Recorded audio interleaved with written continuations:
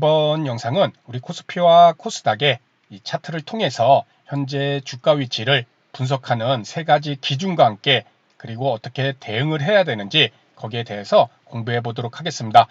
일단 저는 스윙 투자자이기 때문에 종목도 종목이지만은 이 주가 지수의 흐름을 매우 중요하게 보고 있습니다. 왜냐하면 종목을 매수해서 좀 며칠 동안 보유를 하면서 수익을 극대화를 시켜야 되는데 주가 지수가 막 빠지는 모습이 나온다면은 수익은커녕 홀딩했다가 손실로 이어질 위험이 매우 크기 때문이죠.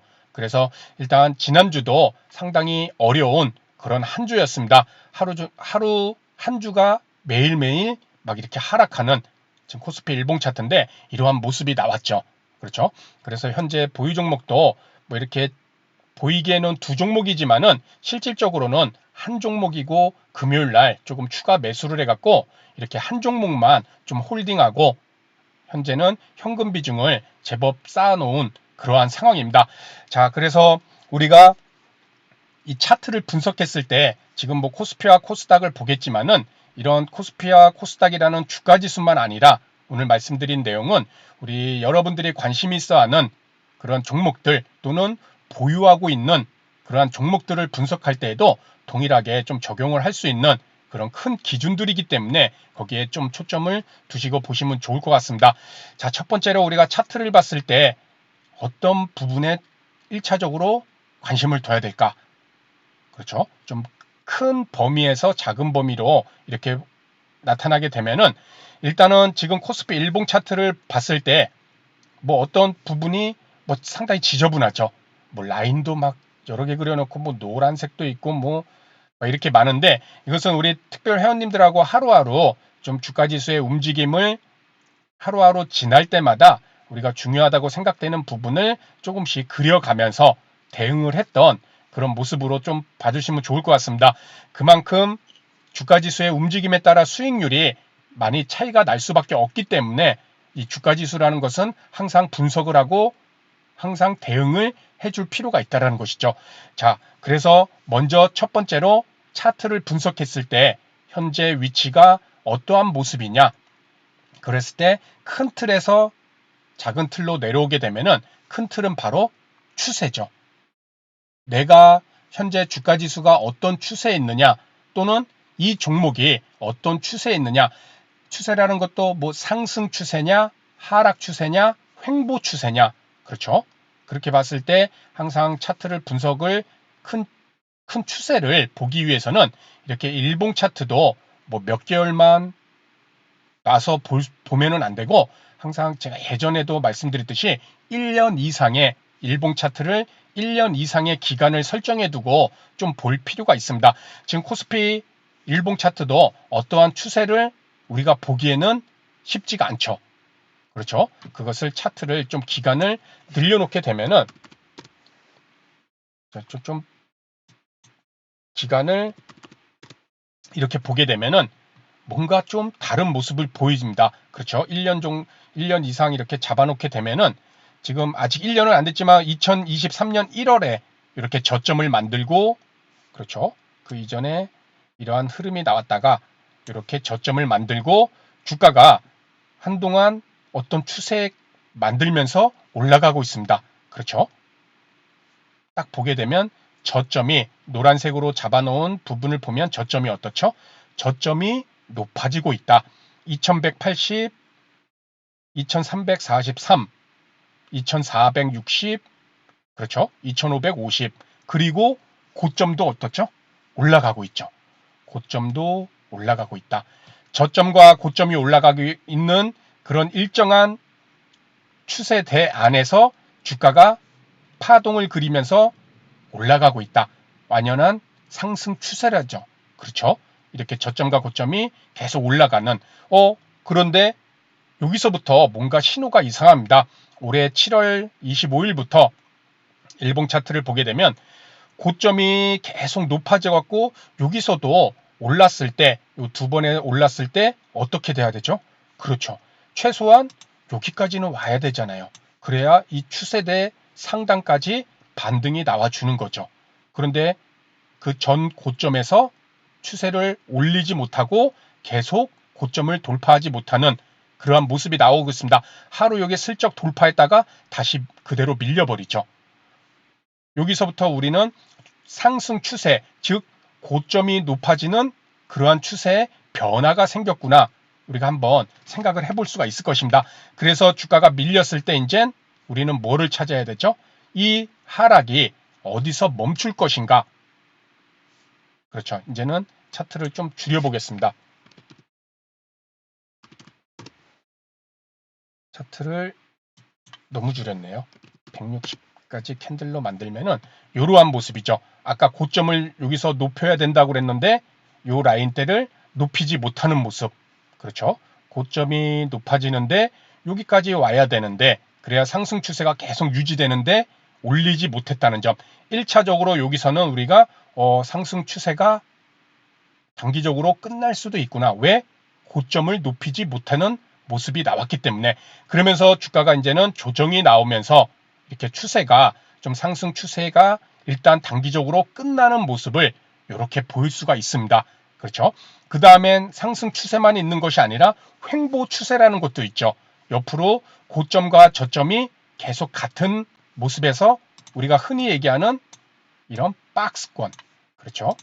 이렇게 고점과 저점이 유사한 데에서 이렇게 움직이는 이런 박스권이 어디서 나와야 되는지, 그 박스권이라는 것은 일단 저점이 어느 저점을 이탈하지 않는 모습이 나와줘야겠죠. 그렇죠?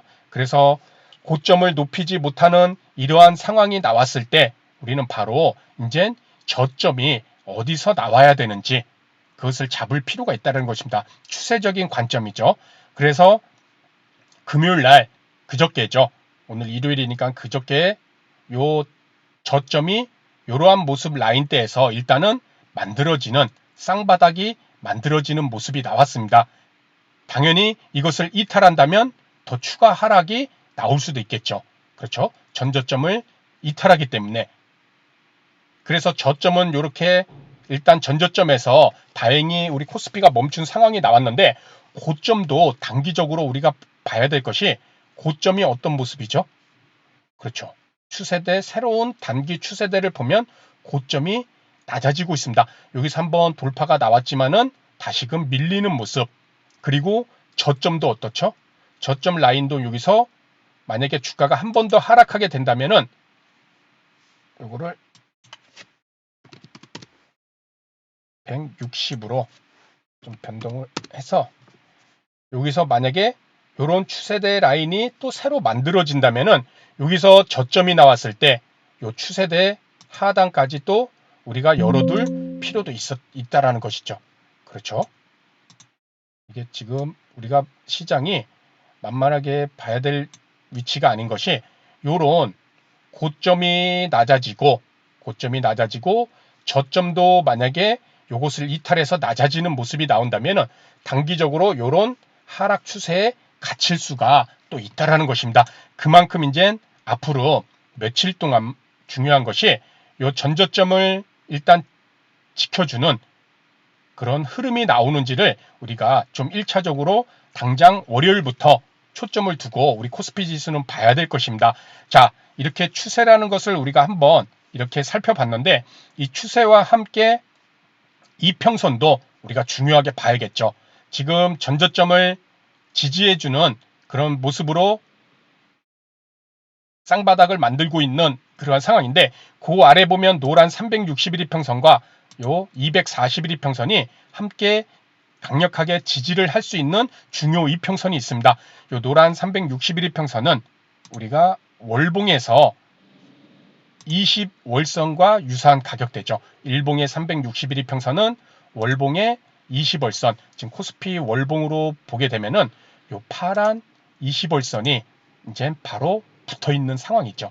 다시 얘기해서 뚫고 내려가느냐 아니면 지지가 나오느냐 테스트할 수 있는 그런 중요한 월봉의 21일평선, 20월선이 지금 보인다는 것입니다. 그것을 일봉 차트상에 이렇게 노란 361일평선이 이렇게 우리가 이제 이평선까지도 우리가 체크를 해줄 필요가 있다. 그리고 그와 함께 241일평선이라는 이 중요한 이평선도 우리가 작용을 할 수 있는 지지 라인으로 볼 수가 있다. 상단은 어떨까요? 당연히 지금 5일 이평선, 20일 이평선 다 이탈하고 주가가 급락이 나왔기 때문에 여기서 반등이 나오더라도 무엇일까요? 5일 이평선을 돌파하지 못한다면 기술적 반등으로 보는 것이 맞을 것입니다. 그래서 일단은 5일 이평선과 또 더 나아가서 20일 이평선을 회복하지 못했을 때는 우리가 매매를 죄송합니다. 우리가 매매를 하더라도 비중 조절을 통해서 또는 한 번에 들어가는 종목, 그러한 어떠한 종목에 관심이 있다 하더라도 평상시에 예를 들어 1,000만 원을 매수했다면 그 절반인 뭐 500만 원만 들어가 본다던가 이런 전략적인 위험에 초점을 둔 그런 매매 전략을 꼭 가져갈 필요가 있다는 것이죠. 언제까지? 5일 이평선, 뭐 20일 이평선을 회복할 때까지는. 그렇죠. 그러한 것처럼 우리가 하단에 지지평선을 어디에서 지지가 나올지도 생각해야 되지만 상단에 저항이평선도 반드시 우리가 체크를 해줄 필요가 있다는 것입니다.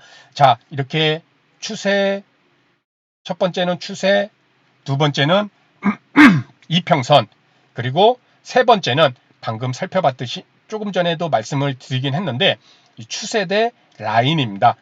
그렇죠? 지금 쌍바닥 이 라인이라고 말씀을 드렸죠.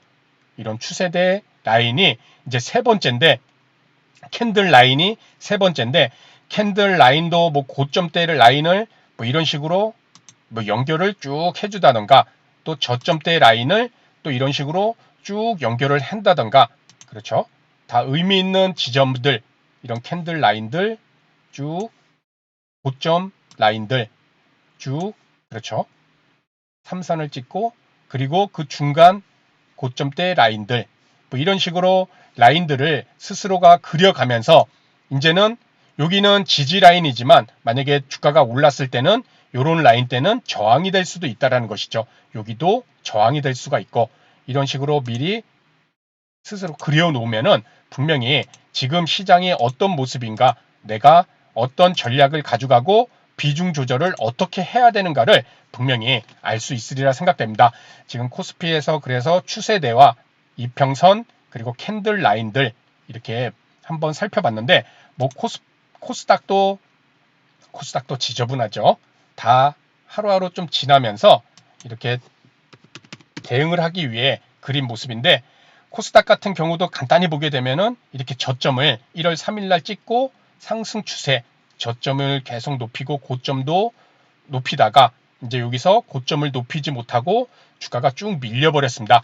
여기도 마찬가지죠. 고점을 높이고 밀렸다가 여기서 쌍바닥을 만들고 그렇죠. 여기 쌍바닥을 이렇게 찍고 추세 하단 라인을 지지를 하고 반등이 나와서 고점을 높이는 그러한 모습도 이건 뭐 그래도 다행인 모습이죠. 고점이 낮아지는 것을 돌파를 했기 때문에 그런데 다시 한번 고점이 낮아지고 저점도 낮아지는 그렇죠. 이러한 새로운 저점도 낮아지고 고점도 낮아지는 단기적으로 추세대가 이런 모습도 우리가 볼 수가 있습니다. 그렇죠. 여기서 반등이 나와줄 수는 있겠지만 그렇죠. 마찬가지로 코스피에서 말씀드린 것처럼 일단 이 추세대를 돌파를 할 때까지는 우리가 또 조심히 봐야 된다. 지금 추세 단기 코스닥은 하단에 와 있기 때문에 뭐 기술적 반등도 나올 수가 있지만은 추세대적으로 봤을 때 다시 고점이 낮아지고 저점도 낮아지는 일단 하락 추세도 우리가 꼭 고민을 하면서 조심스럽게 볼 필요가 있다는 것입니다. 물론 이평선 상으로는 5일 이평선, 20일 이평선 돌파 나와야겠죠. 그렇죠? 그거 하기 전까지는 좀 쉽지 않은 그러한 지금 단기 매도세가 강한 모습으로도 우리가 볼 수 있을 것입니다. 자, 여기서 코스닥은 요 쌍바닥을 이탈하고 금요일날 일단은 이렇게 마감이 되었죠. 그렇죠? 우리 코스피는 쌍바닥을 지금 지지하고 마감을 되었고요. 그래서 오늘 좀 얘기가 길어졌지만은 우리가 차트를 분석했을 때 좀 큰 틀에서 방금 말씀드린 것처럼 추세와 이평선과 캔들 라인 그렇죠? 그러한 것들은 중요한 것은 뭐냐면은 수급의 영향을 받으면서 매수세와 매도세라는 이 수급의 영향이 그대로 반영된 결과라는 점이죠. 지금 코스피와 코스닥은 아무래도 주가지수이기 때문에 이 외국인과 기관의 매매 동향에 좌지우지되는 경우가 많습니다. 왜냐하면 자금 자체가 개인들과 다르기 때문이죠. 그런과 함께 개인들은 산발적이잖아요. 막 개인이 막 수십만 명 막 이렇게 올리고 내리고 이렇게 함께 움직이는 것이 쉽지가 않기 때문에 뭐 특정 종목에서는 가능하겠지만 하지만 외국인과 기관은 주가지수 또한 그들의 뭐 수십만 명 이런 것이 아니라 특정 기관이 큰 자금을 운용할 수 있기 때문에 이 외국인과 기관의 수급 이러한 것들이 반영된 결과로 볼 수가 있을 것입니다. 아울러 그렇게 운영하는 자금이 크다 보니까는 한번 매도를 해야겠다 이랬을 때 한 번에 뭐 몇 조씩 쭉 빼는 것이 아니라 며칠에 걸쳐서 이렇게 매도가 연속적으로 나오는 경우가 있기 때문에 그러한 것들이 바로 이 추세를 만드는 계속 매수를 하려는 생각이 있을 때는 큰 자금을 한 번에 매수하는 것이 아니라 분할로 매수를 하기 때문에 추세가 만들어지는 것이고 매도할 때도 한 번에 매도하는 것이 아니라 분할로 매도를 하기 때문에 하락 추세도 만들어지는 것 그렇게 볼 수가 있을 것입니다. 그만큼 이 차트라는 속에 나온 이평선과 캔들 추세대를 지키냐 지키지 못하느냐는 결국에는 이 매수세와 매도세의 힘의 원리가 반영이 되는 그렇죠. 그러한 모습으로 우리가 해석을 하면서 이 차트를 함께 이 외국인과 기관이라는 수급과 함께 같이 분석을 해주는 것이 보다 더 효과적으로 시장을 대응할 수 있는 그런 방법이 되리라 생각됩니다. 그래서 오늘 내용은 여기서 마치도록 하고요. 다음 시간에 더 좋은 내용으로 인사를 드리도록 하겠습니다. 감사합니다.